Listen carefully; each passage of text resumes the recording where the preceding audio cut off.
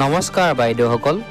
ৰাজ্যৰ অংগনৱাড়ী কৰ্মী সহায়িকা, ৰন্ধন কৰ্মী আৰু আশা কৰ্মীসকলৰ দৰমহা বৃদ্ধিৰ ওপৰত মুখ্যমন্ত্ৰী ডাঙৰীয়াই শেহতীয়াকৈ এটা বৃহৎ ঘোষণা কৰিছে। হয় বাইদেউসকল, এয়া চাওক, সুখবৰ দি মুখ্যমন্ত্ৰী ডক্টৰ শৰ্মাৰ ঘোষণা। বৃদ্ধি হ'ব মধ্যাহ্ন ভোজনৰ ৰান্ধনী, আশা, অংগনৱাড়ী কৰ্মীৰ দৰমহা। বিত্ত আয়োগৰ নেতৃত্বত এখন কমিটি গঠন কৰি দিছে চৰকাৰে। ৰাজ্যৰ মধ্যাহ্ন ভোজনৰ ৰান্ধনী, আশা কৰ্মী, অংগনৱাড়ী কৰ্মীসকলৰ বাবে সুখবৰ। তেওঁলোকৰ দৰমহা বৃদ্ধিৰ বাবে পদক্ষেপ লৈছে ৰাজ্য চৰকাৰে। আজি গুৱাহাটীত সংবাদ মাধ্যমৰ আগত এই কথা প্ৰকাশ কৰিছে মুখ্যমন্ত্ৰী ডক্টৰ হিমন্ত বিশ্ব শৰ্মাই।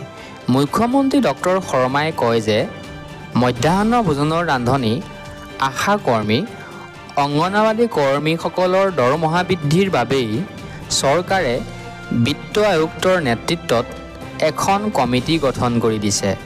আনহাতে মধ্যাহ্ন ভোজনৰ ৰান্ধনী, আশা কৰ্মী, অংগনৱাড়ী কৰ্মীসকলক অৰুণোদয় আঁচনি হিতাধিকাৰী নকৰে বুলি মুখ্যমন্ত্ৰী ডক্টৰ শৰ্মাই আজি স্পষ্ট কৰি দিয়ে। গতিকে বাইদেউসকল, এয়া নিশ্চয় ৰাজ্যৰ অংগনৱাড়ী কৰ্মী সহায়িকা, ৰন্ধন কৰ্মী আৰু আশা কৰ্মীসকলৰ দৰমহা বৃদ্ধিৰ ওপৰত মুখ্যমন্ত্ৰীৰ বৃহৎ ঘোষণা।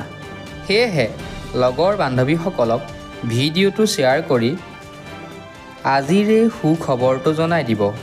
আৰু নতুনকৈ অহা বাইদেউসকলে আমাৰ এই চেনেলটো ছাবস্ক্ৰাইব কৰি ল'ব। ধন্যবাদ।